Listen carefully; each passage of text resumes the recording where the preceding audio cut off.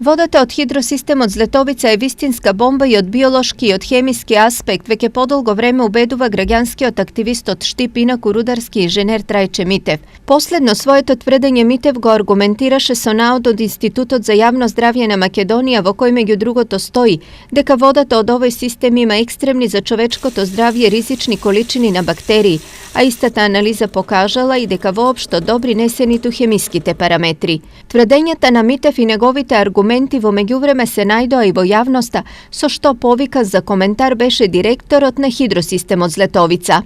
Квалитетот на водата постојано се контролира. Ние, спрема закон, имаме обврска секој месец да вршиме тестирање на квалитетот на водата.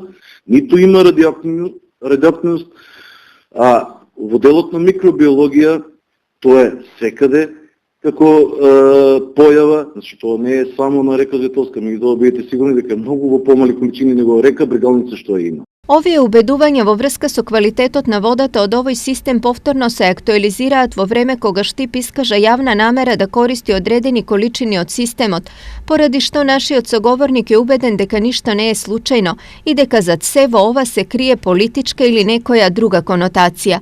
Од тука неговата порака до штипјани е следна.